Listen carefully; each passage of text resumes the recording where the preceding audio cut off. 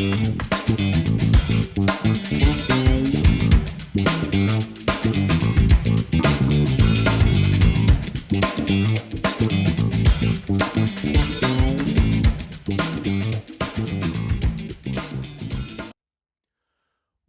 back to the Peak Wealth Podcast, everybody. My name is John Perry. I'm your host. I'm a senior wealth advisor with Steel Peak Wealth. And today we're going to talk about the buzzword of the moment, which is AI, otherwise known as artificial intelligence. Now, you've probably heard about this in the news, on any of the business platforms, CNBC, Bloomberg. I'm getting a lot of clients calling me up and asking, what is it? How do I invest in it? Is it safe? Is it risky? So I figured we'd take just a couple of minutes today, start by talking about generally what is AI, and then I wanted to give a little insight about how important it is to really do a little research, or hopefully, more importantly, talk to a financial advisor about the ways you can invest in artificial intelligence, because frankly, there's a lot of different vehicles, individual stocks, mutual funds, ETFs, and if you don't really know what you're buying, obviously, like anything else, you just increase the risk and the speculation.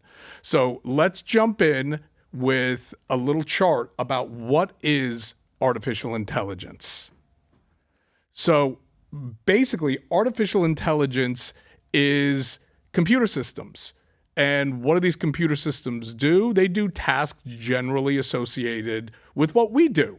And that could be making predictions, creating copy, whether it's writing a report, whether it's answering something, even writing emails. That's generally what we're seeing everyday people utilize AI for, but it goes a lot deeper than that. There's massive amounts of data that a lot of these companies we all know, companies that we use in our day-to-day lives, be it Amazon, Microsoft, Apple, Google, these companies all, to varying degrees, are involved in AI. So let's look a little bit about really how far through different industries AI is being utilized. So we have another chart which is going to kind of just run through some different industries that are going to be utilizing AI quite extensively. Starting with healthcare. Healthcare uses AI for diagnoses, for research. They're using it now for biotech and to help with the research involved in creating new drugs. One of the main areas that all of us are using, whether we know it or not, AI, is in retail, because everyone from Amazon to the other major retailers are tracking our buying habits, how we look at things online on their platforms, whether it's a Nordstrom or a Bloomingdale's or any even of the online retailers. So those are just some off the top examples. Then you have customer service. The way when you go on to a website and they have the little chat boxes, that is all AI generated. You might put in a question and the answer you get is going to be generated by a chat box, by AI. So that's not a person. When you see that little box come up and say, can I help you? Can I answer a question? So that's a couple of examples: the manufacturing industry, the financing industry, marketing. But again, I'm going to go back to probably the most well-known real retailer who's using AI more extensively than anyone else, and that's Amazon. Amazon uses it from everything from your buying habits on their website to all of the online services that they offer. They even now are creating their own chips for the industry, for themselves. So again, companies that we are familiar with are using AI pretty extensively. And that's only going to increase as time goes on. So as an investor, how can you take advantage of that? Well, again, you can invest in the individual companies. And I'm going to remind everyone again, I'm not on this show to make individual recommendations of stocks, ETFs, mutual funds. We might talk about an area, and I might say that I like a particular area, and I am a big fan of technology and artificial intelligence.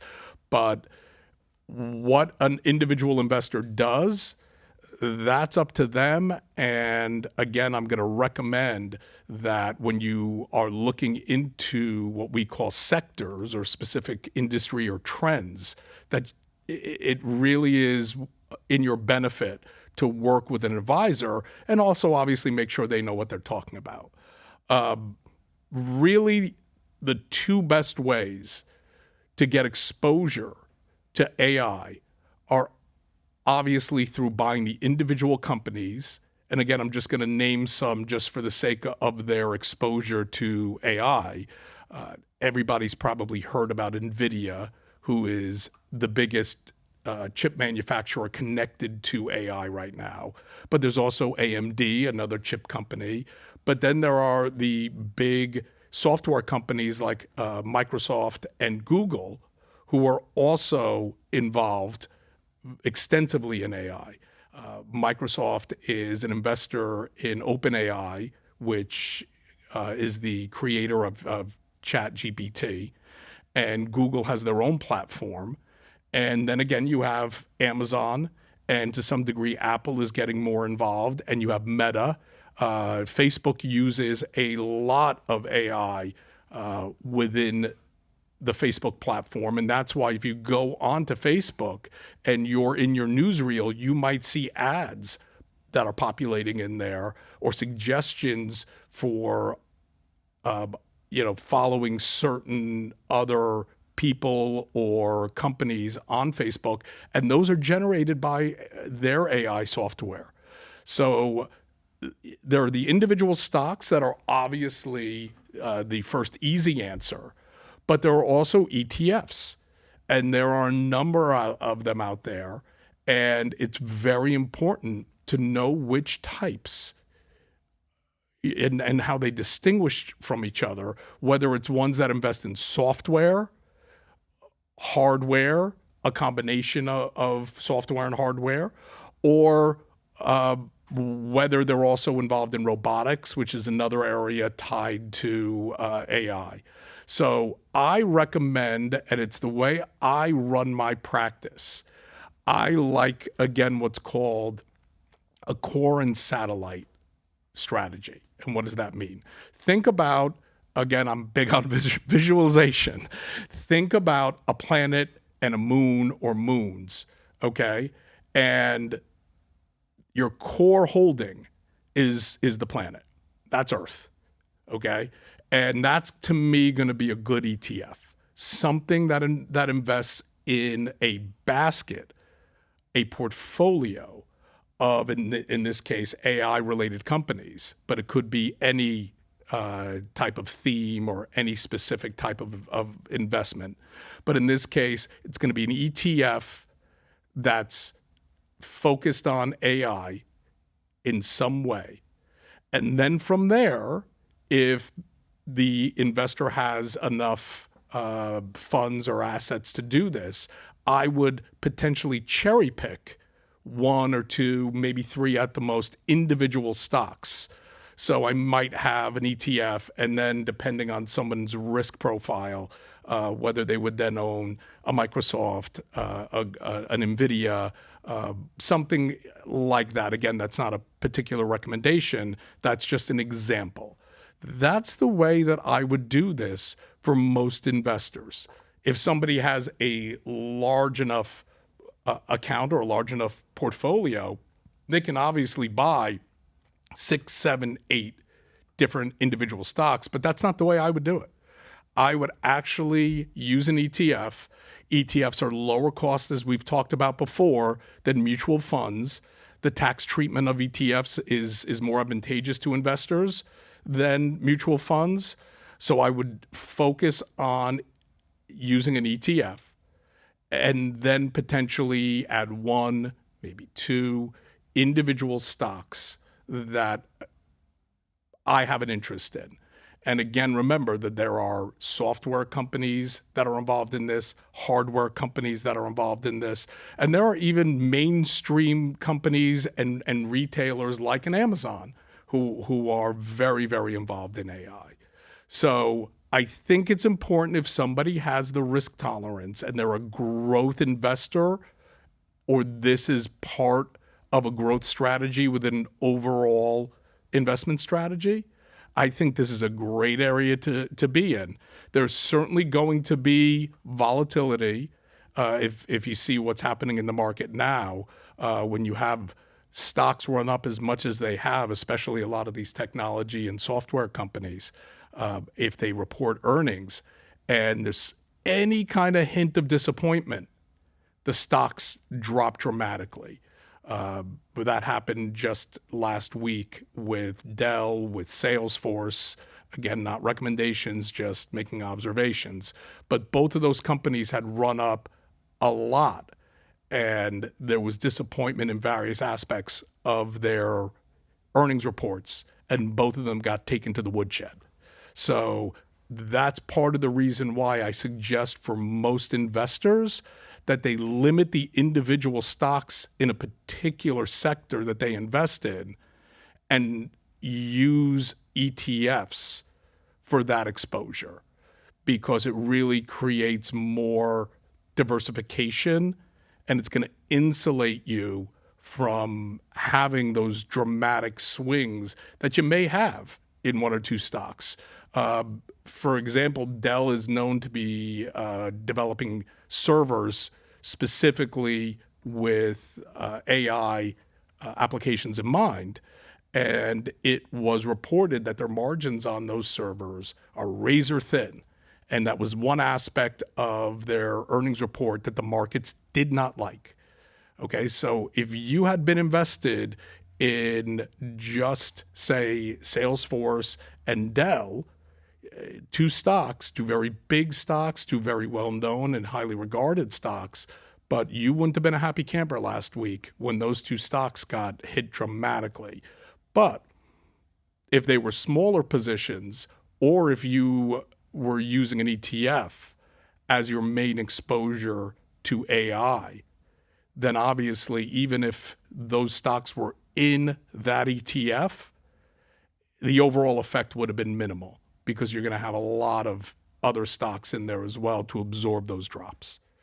So I want to, again, emphasize to people, this is an area that you either have to do research on your own, or probably more importantly, work with a financial advisor. If you have one, talk to your financial advisor about it, ask questions. If you don't, I would seek out a financial advisor. Obviously, I'm a financial advisor. I think everybody, unless they're going to spend a lot of time on investment research, I think most people are better off working with a good advisor. If anybody wants to contact me, again, it's John Perry, and my email is john.perry@spwm.com. It's on the screen as well, so you can see it. But I have been in the industry for 30 years, and I work with high net worth investors of all kinds. So again, I'm a big fan of AI.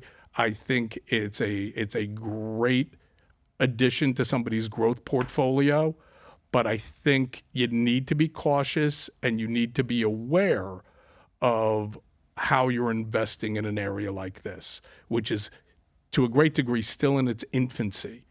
And it will become a bigger part of the economy, bigger part of our everyday lives.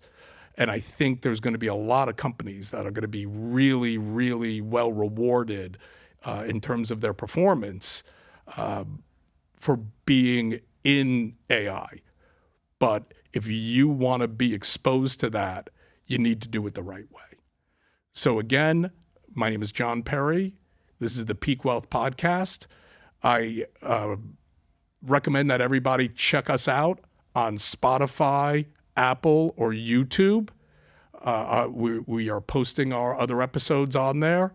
And if you have any questions, do not hesitate to email me at john.perry@spwm.com. Have a great weekend, everybody, and we'll see you soon.